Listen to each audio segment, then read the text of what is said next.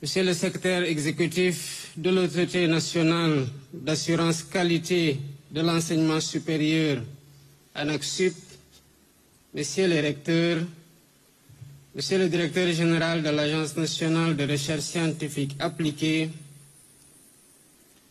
Monsieur le directeur général de l'Agence sénégalaise d'études spatiales, Mesdames, Messieurs les directeurs des instituts supérieurs d'enseignement professionnel ISEP, Mesdames, Messieurs les présidents, directeurs généraux et directeurs d'établissements privés d'enseignement supérieur, Mesdames, Messieurs les représentants des syndicats de l'enseignement supérieur, Mesdames, Messieurs les représentants des amicales et coordinations d'étudiantes et d'étudiants, Mesdames, Messieurs les enseignants, enseignants-chercheurs, Mesdames, Messieurs les personnels administratifs, techniques et de service, chers élèves, chères étudiantes, chers étudiants, distingués invités, Mesdames, Messieurs.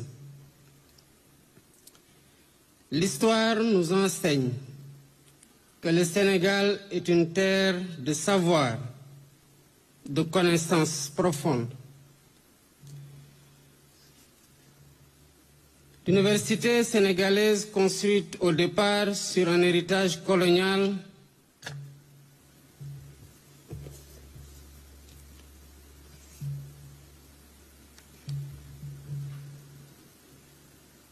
nos savoirs sont donc authentiques, même s'ils ont pu être infléchis à des moments complexes de notre histoire par des facteurs exogènes contraints.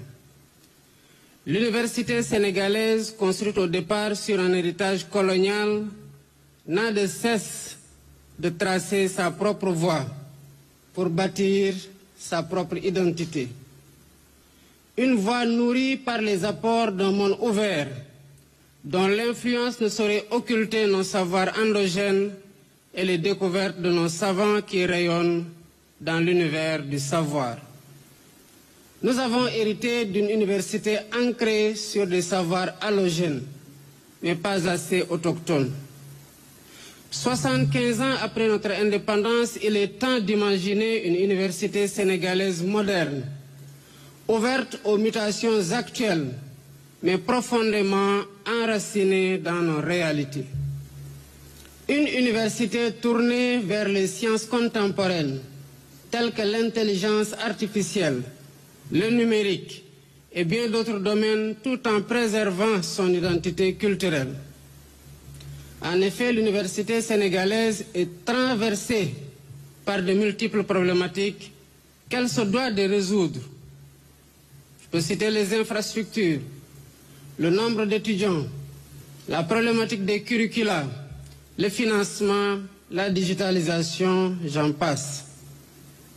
Mesdames, Messieurs, le monde universitaire doit saisir l'enjeu de ces mutations du monde de la connaissance, de la recherche et de l'innovation pour construire une université sénégalaise forte de ses valeurs et préparée aux évolutions complexes des savoirs.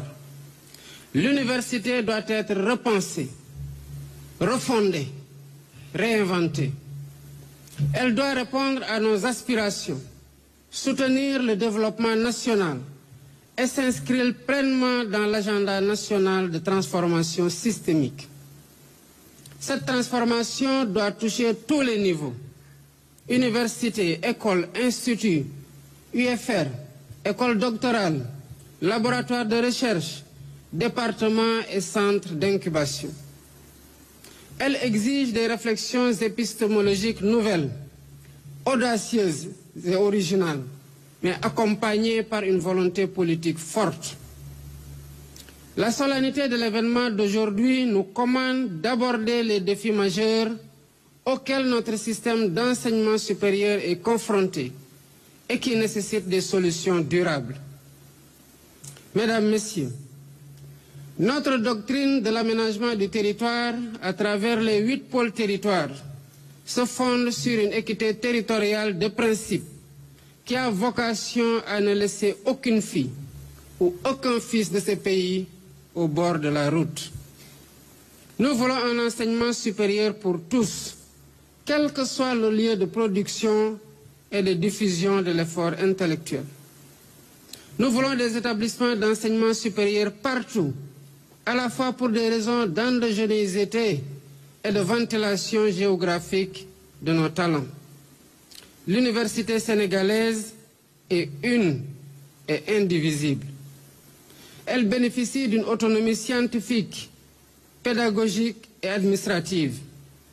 Et cette autonomie doit être renforcée par une gestion rationnelle et transparente de ses ressources humaines et financières, garantissant une équité territoriale réelle. J'en appelle donc à un développement équilibré des pôles territoriaux d'enseignement supérieur, de recherche et d'innovation, en cohérence avec la politique territoriale équitable que je promeus. J'en appelle à une mobilité institutionnelle des enseignants-chercheurs, seul gage d'une égalité des chances. Mesdames, Messieurs, ces assises permettront d'apporter des solutions durables aux défis structurels de notre système d'enseignement supérieur, de recherche et d'innovation. Nous devons résoudre l'instabilité chronique du calendrier universitaire qui coûte annuellement plus de 40 milliards de francs CFA, soit 400 milliards ces 10 dernières années. Nous devons tous convenir que cette situation n'est pas viable. Le respect du calendrier académique est fondamental pour garantir la qualité de la formation, permettre une bonne organisation des enseignements, assurer le déroulement correct des examens et économiser les dépenses continues sur toute l'année. Pour atteindre cet objectif et conformément à mes instructions en Conseil des ministres le 27 novembre 2024, un plan d'urgence sur les infrastructures universitaires sera incessamment lancé pour que les chantiers prioritaires puissent être rapidement réceptionnés.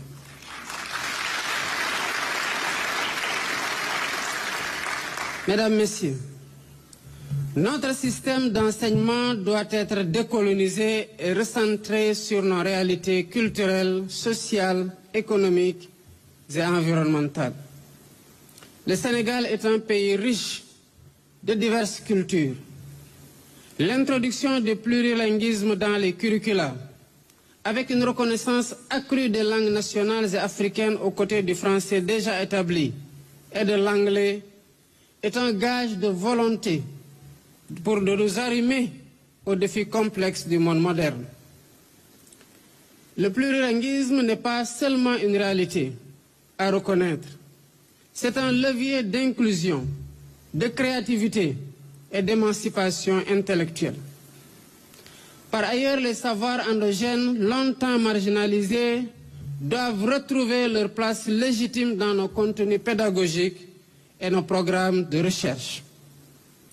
Il est alors temps de reconnaître pleinement la richesse des connaissances ancestrales et des pratiques culturelles qui ont façonné notre société. L'heure est venue de valoriser nos propres épistémologies, notre mémoire, nos sciences, nos arts et notre capacité à penser par nous-mêmes.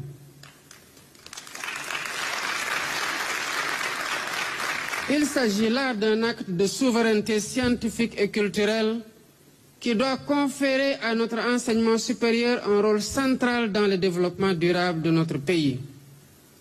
Les établissements privés d'enseignement supérieur ont pris une place significative dans notre paysage éducatif.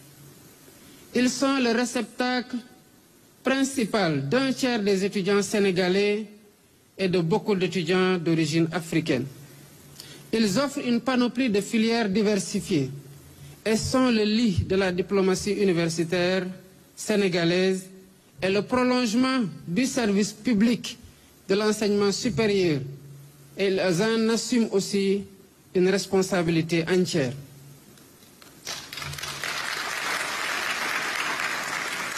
L'encadrement rigoureux de leur fonctionnement en matière d'assurance qualité est une condition sine qua non pour réussir cet alliage public-privé au bénéfice de tous. À cet égard, j'accorde une importance particulière aux formations extracurriculaires qui façonnent des compétences pratiques à des talents purs qui doivent éclore en dehors des circuits classiques de nos écoles et instituts. Compte tenu du taux d'analphabétisme élevé dans